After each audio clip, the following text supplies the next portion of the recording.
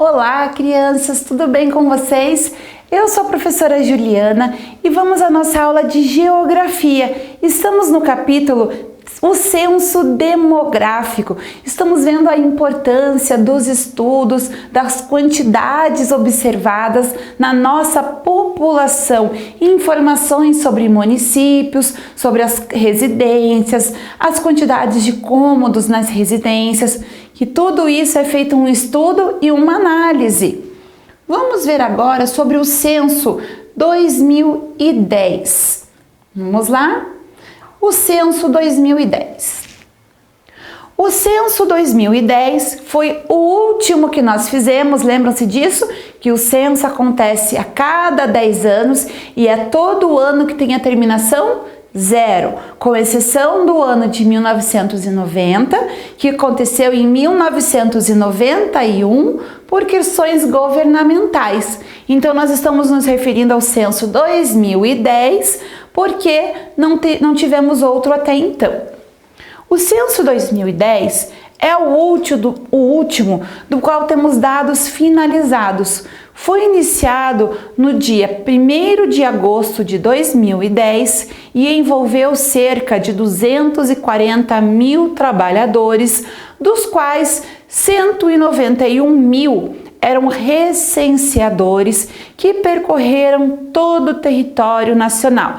Lembram que os recenseadores são aquelas pessoas que vão aos domicílios para fazer as entrevistas, para fazer o censo.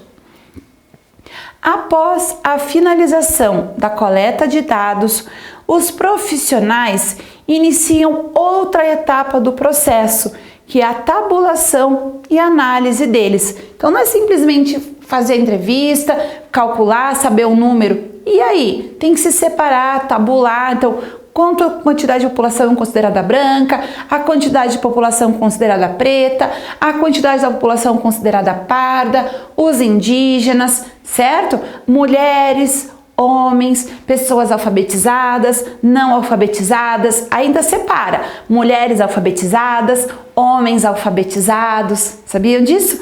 Então todo esse processo de tabulação e análise acontece depois que é feito toda a entrevista. Esse processo demora e os resultados são publicados de forma gradual, ou seja, pouco a pouco, como informações preliminares até que todos os dados sejam tabulados, tratados e estudados, dando origem à publicação dos resultados gerais em torno de 3 anos após o recenseamento.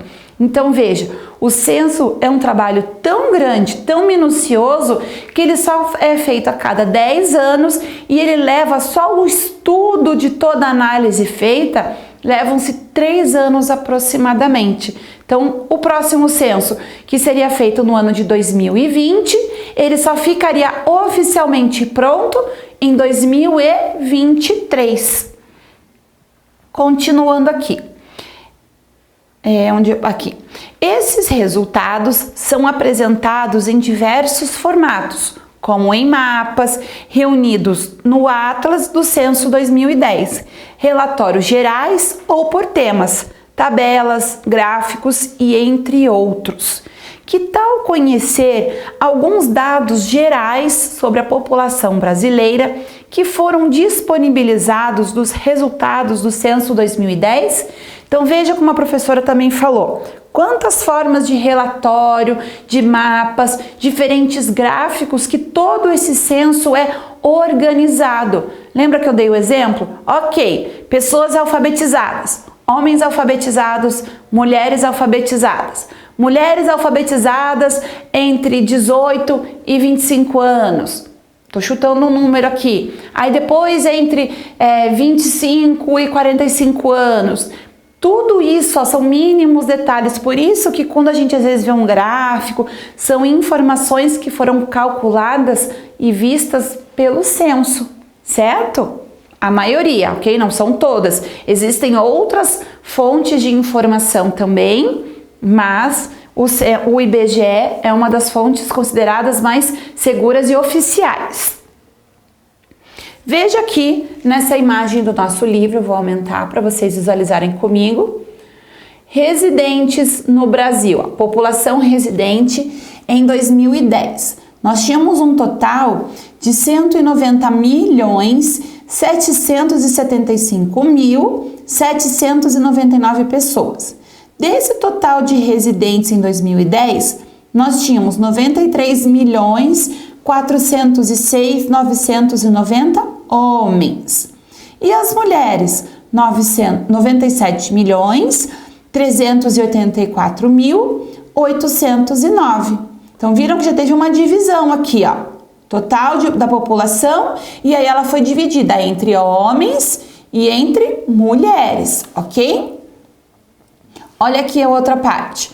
População residente por situação de domicílio.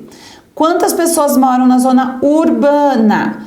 160.925.804. E na área rural? 29.829.995. Perceberam aqui? Olha aqui o indicador demográfico de 2010. A taxa de urbanização. Então, a urbanização do nosso país estava em torno de 84%.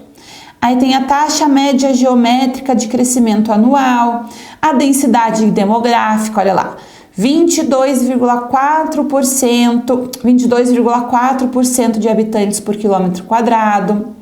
A taxa bruta de natalidade, então, a cada 1.000 habitantes nascidos. A taxa bruta de mortalidade, a cada 1.000 habitantes, quantos são que nascem e morrem, ou nascem mortos. Esperança média de vida ao nascer. Então, 73% das crianças que nascem e vivem. Taxa de mortalidade infantil, taxa de fecundidade total. Então, ali, olha só, quantos detalhes que são perguntados e são feitos com relação ao censo. Certo, pessoal? Então, viram? Espero que vocês tenham entendido e compreendido a importância do censo para o nosso país.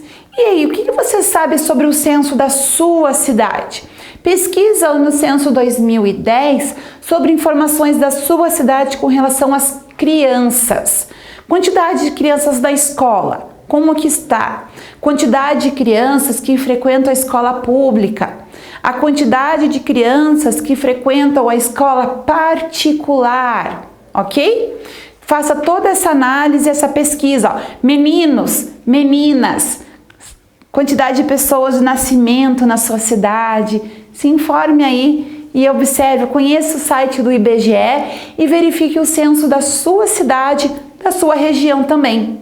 Faça uma comparação da sua cidade, se for uma cidade pequena, com relação à capital da sua cidade, que nós vimos que tem aquela hierarquia. Lembra a hierarquia urbana? Se você já mora em uma dessas cidades consideradas de hierarquia urbana, por exemplo, São Paulo, compara então a cidade de São Paulo com a cidade do Rio de Janeiro, por exemplo, que é uma grande, que é considerada um outro tipo de hierarquia urbana. Se não, se você já mora em uma capital, quer comparar com outra da sua região, também é uma sugestão aí para você, ok? Então, pessoal, nós vamos ficando por aqui e nos vemos em breve em mais uma aula de geografia e novos aprendizados sobre o censo do nosso país. Cuidem-se, turma. Tchau, tchau!